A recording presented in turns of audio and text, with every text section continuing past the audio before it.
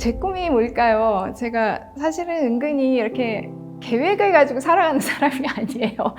의외로 굉장히 어떤 저의 인생 행로나 그런 거를 보면 뭔가 이렇게 FM적으로 살아왔을 것 같지만 사실 전혀 그렇지가 않고요. 특히나 20대 같은 경우에 저의 꿈은 제가 아닌 사람이 되는 것이었어요. 그거를 근데 꿈이라고 말할 수는 없죠. 그게 어떻게 꿈이 되겠어요. 뭔가 스스로에게서 도망치고 싶다. 내가 아니었으면 좋겠다는 생각, 강박이죠. 그거는 굉장히 좀 사실 슬픈 건데 그런 강박에 쫓기면서 나왔던 작품들이 사실은 첫 세 작품들이었던 것 같고요.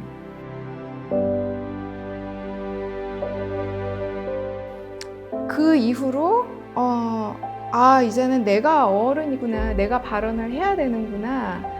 내가 세상이 이렇게 이따위로 생겨 먹었다는 것에 내가 책임을 져야 되는 거구나 라는 거를 정말 진심으로 무겁게 받아들였던 것 같아요.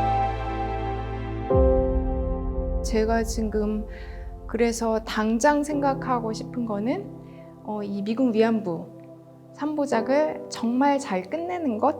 이 문제가 편견이나 왜곡 없이 과도한 정치화 없이 이 여성들의 인권에 대한 문제로 재조명이 되고, 그리고 특히나 이 일에 대해서 알지 못하는 한국의 어떤 잊혀진, 묻혀진, 억압된 역사에 대해서 알지 못하는 젊은 세대한테 다가갔으면 하는 것. 꿈이라기보다는 그거는 저의 단기 목표라고 할 수 있겠죠?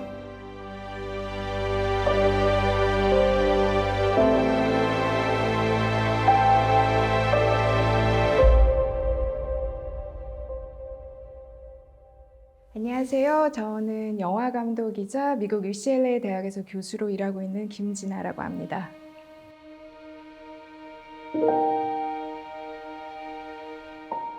비디오 아트도 했었고, 퍼포먼스 비디오도 했었고, 실험 장편 극영화도 했었고, 지금 이제 VR 영화, 거기에 더 넘어서서 이제 XR, AR 작품까지 다양하게 하고 있고, 다채로운 필모그램을 형식명에서는 갖게 되었는데, 사실 이게 좀 아이러니라고 생각을 하는데, 주제 면에서는 분명히 거기에 관통하는 무언가가 있거든요.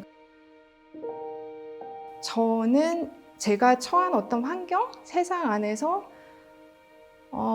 저를 화나게 하는 것, 그러니까 불합리하다라고 생각을 하게 만드는 것, 화나게 하는 것, 그런 것들이 제 안에 이제 어느 순간 차곡차곡 쌓여서 어느 순간 그게 밖으로 표출이 되는 게 시나리오고 그림이고 그런 것 같아요. 그래서 제가 이제 예술 작품을 만들어내는 과정인 것 같고요.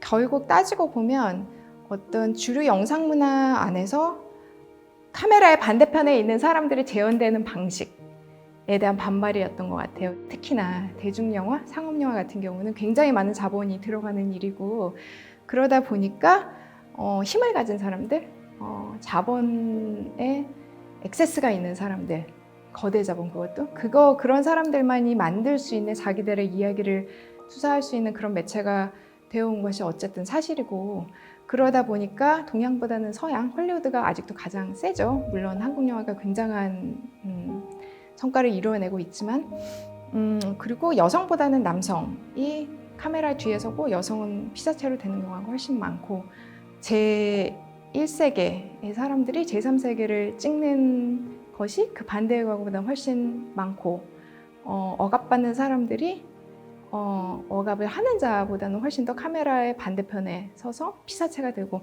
이러면서 생겨나는 여러 가지 그 영화 안에서의 재현의 컨벤션들, 전통들이 있는데, 그런 전형적인 재현의 방식에 대한 반감으로 언제나 이야기를 만들어내는 것 같아요. 일종의 저항이겠죠? 그런 저항으로 만들어진 영화라고 저는 생각을 하고, 그런 부분이 관통하는 어떤 저의 세계라고 생각할 수 있을 것 같습니다. Ready? 액션!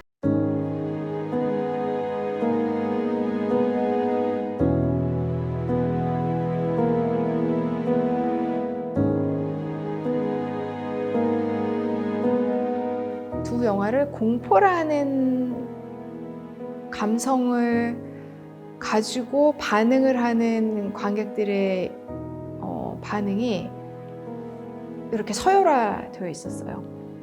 그러니까 한마디로 말해서 그냥 백인 남성들은 가장 안 무서워하고요. 그 다음에 백인 여성들은 뭐 조금 무서워하고, 그 다음에 이제 유색인종 여성들, 여러 가지 뭐 라틴계라든가 뭐 흑인이라든가 그런 분들도 조금 무서워하고, 뭐 대체적으로 남성들은 이제 그 안에서 좀 덜 무서워하는 거죠. 그 다음에 아시아 안에서도 어떤 식민 지배를 받은 나라, 아니면은 외국 군인의 주둔을 겪은 나라와 안 겪은 나라의 여성들의 반응이 상당히 다르고요. 그런 식으로 이렇게 완전히 이렇게 서열이 딱 매겨져 있어서 가장 무서워하는 사람들이 한국 여성들. 그리고 그 무서워함은 영화의 무서움이 아니에요. 왜냐하면은 영화에서 일어나는 일단 영화에서는 공포를 자극할 만한 사건 자체는 하나도 없고 폭력도 일어나지 않고, 그 다음에 그 영화에서 가장 사람들이 공포를 처음 느끼기 시작하는 장면이 동두천 같은 경우는 그 장소에 가서 밤이 될 때, 타임레스를 통해서 이제 밤이 되거든요. 그 거리에 혼자 서 있는데 그 순간 그거를 정말 못 견디겠다. 내가 그런 곳에 거기에 서 있다는 사실을 못 견디겠다. 너무 무섭다라고 하는 반응이 굉장히 많았고, 여기가 어떤 곳인지에 대해서 정확하게 이해하지 못하고 있는 젊은 여성들조차도 본능적으로 그 장소에 대한 굉장히 공포 반응을 보인 경우가 많았는데, 그게 참 많은 생각을 하게 하더라고요.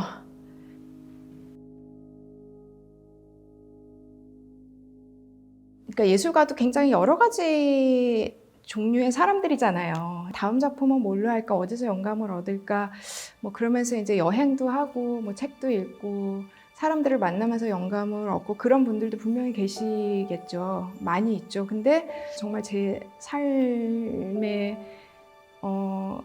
가장 중요한 요소 중에 하나라고 보는 부분은 텃밭 가꾸기예요.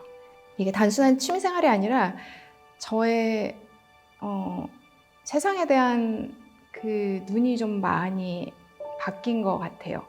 아무리 작더라도 정말 꽃이처럼 작은 그거를, 그래서 그게 꽃이 피도록 옆에서 그냥 지원을 해주고, 가장 중요한 거는 이 두 가지 과정에서 비슷하다고 생각을 하는 게 기다리는 일. 이게 절대로 빨리빨리 제가 뭐 부채질을 한다고 꽃이 빨리 자랄 수 있는 게 아니잖아요. 교육도 똑같거든요. 정말 많이 옆에서 기다려주는 거고, 사실 아직은 여린 감성을 가진 그 언젠가 천재적인 작가로 자랄 수도 있는 그 아이의 잠재성을 보아주고 인정해주고 그거를 믿어주고 기다려주는 거는 선생님밖에 할 수 없는, 한 인간이 할 수 있는 일이라고 생각을 하거든요. 그래서 그런 거를 하는 사람이라는 데 저는 되게 자부심을 가지고 있고, 그런 과정이 어떤 직접적인 영감이라기보다는 이제 그런 것들이 결국 종합적으로 힘이 돼서 저를 예술가로 지탱해주고 있다는 생각이 들어요.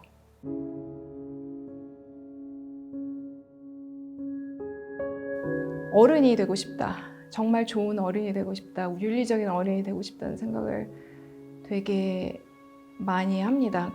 그러니까 어른의 정의는 분명히 스스로 결정하고 그 결정에 책임을 지는 사람이 어른인데, 개인의 삶에서는 그렇겠죠. 근데 이게 사회적인 맥락에서 봤을 때는 거기에 조금 더 윤리적인 책임이 들어가는 것이라고 생각을 하거든요. 한국 사회는 굉장히 이제까지 그 온도로 설명을 많이 했던 것 같아요. 저 사람의 인간성이 어때가, 따뜻해, 아니 좀 차가워, 뭐 쿨해, 뭐 이런 스타일로 이런 식의 용어를 많이 써서 온도로 얘기를 많이 했던 것 같은데, 이제 그 시대가 좀 가야 된다고 생각을 하고, 뭔가 그거보다는 점도로 표현되어야 되는 이제 사회를 지나지 않았나라는 생각이 드는데, 점도라는 거는 이제 맑은가 끈끈한가 탁한가의 문제인 거죠. 그러니까 결국 제가 거기서 얘기하고 싶은 거는 책임감의 문제인 것 같아요. 어떻게 하면 조금 더 윤리적인 생각을 하고, 또 저는 교육자이니까 그런 거를 좀 더 효과적으로 학생들한테 가르칠 수 있는 좋은 어른이 될 수 있을까? 그거를 고민을 많이 합니다.